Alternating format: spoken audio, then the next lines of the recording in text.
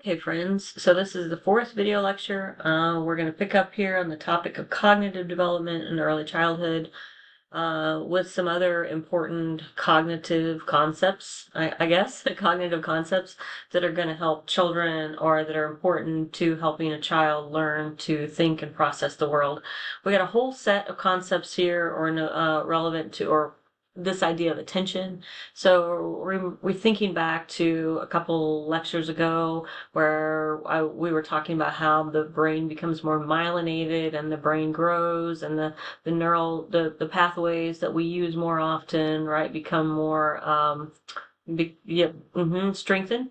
So along with this myelinization and the strengthening of these neural connections is the ability to attend to something. And that's what we mean by attention. Attention is just the ability to give our awareness. And we start to see in this sort of stage, this developmental stage, we start to see children learn or have the ability to divide their attention. Now, it's really not true. We cannot focus on two things at once, but children are beginning to develop the ability to sort of go back and forth between two things. Selective attention is a phenomena, refers to the ability to sort of focus on one thing. This improves with age, but it also has some implications for temperament.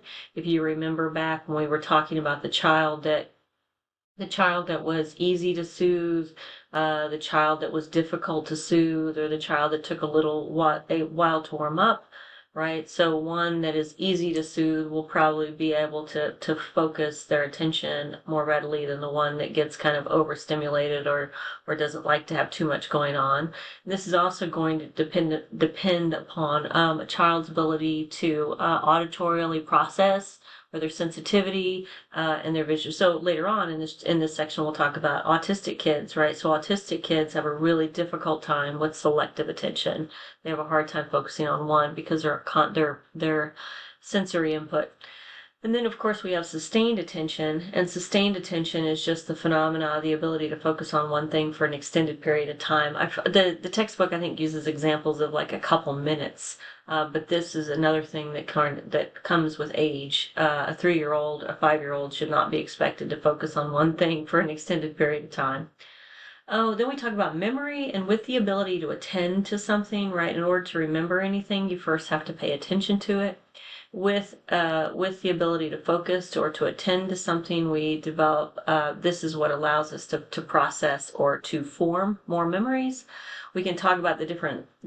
It's not stages of memory. Yeah, stages of memory. So you have sensory memory, and that's simply just the sounds and the sights and the sensations around you, which is it's you receive lots of sensory information. We're really only likely to remember something that we pay attention to, and we're probably not actually paying attention to very many things that are happening in our sensory memory. Then we have what was called short term. Sometimes it's called short term, sometimes it's called working memory, but this is the memory that we hold for several seconds at a time. It's basically where we bring all the information, we sort of work with it and move it around on our workbench, so to speak. And then you have long-term memory, and the idea of long-term memory, that's typically when we think we have a memory, we have processed that into long-term. And there are different kinds of long-term memory. So you have what would be called declarative or explicit memory. These are similar but different. Declarative memory are the things that you are able to declare. So I can declare today is March 18th. Right, I declare that. An explicit memory is something that I know, and March 16th is also an explicit memory. I know that today is March 16th. On the other hand, yeah, so then you have something called a somatic memory, and a somatic memory is basically memory of stuff, right? I know that, let's see, the carpet is gray, right? That's a somatic memory. And the idea is that in our memory stores, things are all connected to something else, that one memory idea will take us to another memory. So the example I think I use in my psychology class is, I can't remember the name of it. It's big and red and right? And so you probably figure out that I'm talking about, it goes and it makes a lot of noise. You probably are able to pick up that I'm talking about a fire truck, right? But how did you get to that? Well, it's big, then it's red, then it makes a lot of noise. And the idea is that you go to the box in your, I think memory sometimes is like a file cabinet, right? You get into the box where everything is big, then in that box of everything is big, you look for things that are red and things that are big and red, and then they make that noise. And it's sort of like how everything is kind of interconnected. So if somebody says, man, I can't remember his name, but he was in that movie, the movie about the space aliens, and he's got this big purple head. What's the name of that movie? Oh, that's Resident Alien, my new favorite TV show. But the point is that everything is ultimately connected. Episodic memory is memories about the episodes of your life. So an episode, you could have an episodic memory, but it might not be declarative because you're not able to recall it from memory. An episodic memory is like the memory of your 16th birthday or the memory of your senior prom. It's an episode of your life. Non-declarative memory is memory that you don't know you know. And this sounds kind of funny even to say it, that you have memories you don't know you know, but this really happens all the time. My best experience with a non-declarative memory was, it's too bad we don't have a whole chapter on memory because I'd give you like lots of little tips, is I was a graduate student friend of mine, a colleague of mine, advised me to study for a test before I went to bed. She said this is the best time to try to remember something. So that's exactly what I did. And in the morning, I didn't know I had remembered this stuff, but I went to the test and sure enough, I knew all the answers.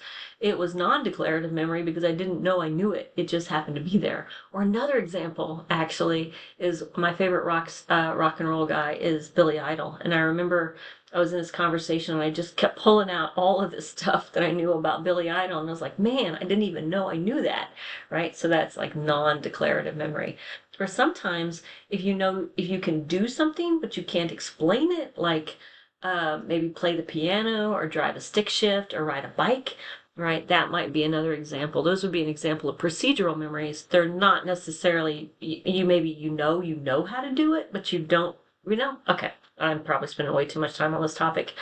And then autobiographical memory are memories about yourself.